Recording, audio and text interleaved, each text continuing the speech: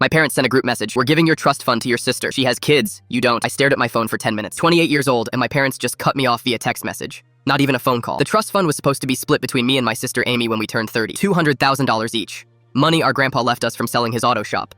But apparently having kids makes you more deserving. Amy had twin boys last year. Cute kids, but she chose to have them with a guy who disappeared the second she got pregnant. Now she's a single mom working at a hair salon struggling to pay rent. Meanwhile, I spent 6 years in medical school, another 4 in residency. I'm finally making decent money as an emergency room doctor, but I'm drowning in student loans. I called my dad.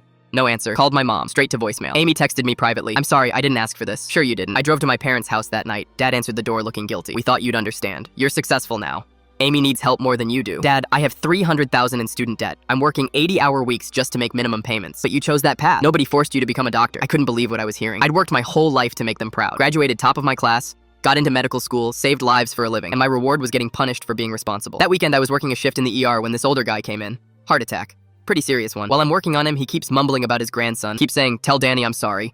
Tell him the garage money wasn't worth it. After we stabilized him, I stayed to talk. Turns out his name was Frank Miller. He'd owned Miller's Auto Repair for 40 years before selling it 5 years ago. Wait, Miller's Auto Repair. That was my grandpa's biggest competitor across town. Mr. Miller, did you know Joe Peterson? He owned Peterson's Auto on 5th Street. His face went white. Joe Peterson was your grandfather? Yeah, how did you know him? Frank looked around nervously. Kid, there's something you need to know about that money your grandpa left you. My stomach dropped. Your grandpa didn't just sell his shop. He sold it to me. But the deal wasn't exactly clean. What do you mean? Joe was in debt. Bad debt. He owed some dangerous people a lot of money from gambling. They were threatening his family. Frank paused, looking guilty. I knew Joe was desperate, so I lowballed him. Offered him $60,000 for a business worth $300,000. He had no choice but to take it. But my parents said he sold it for $400,000. That's where our trust fund came from. Kid, your grandpa sold me that shop for 60 grand. Where do you think the other money came from? My head was spinning.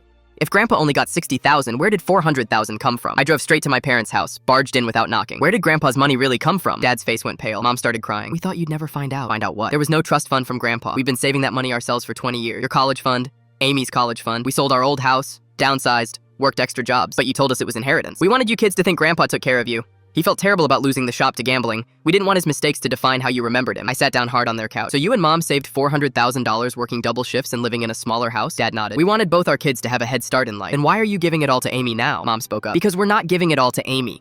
We're giving her half now because she needs it. You're still getting your half when you turn 30. But the text message said, the text message was poorly worded. Your father panicked when Amy asked for help with rent. We decided to give her an advance on her portion. I felt like an idiot. So I'm still getting my $100,000 in 2 years? Yes, we just moved up Amy's timeline because of the babies. I hugged both my parents and apologized for storming in. Later that night, Amy called me. I heard you talk to Mom and Dad. I really didn't ask them to cut you out. I know, I'm sorry I assumed the worst. For what it's worth, I told them to give you your money early too. You've got those student loans killing you. 2 weeks later, I got another text from my parents. We talked it over. You're both getting your money now. Life's too short to wait until 30. Best text message I ever received.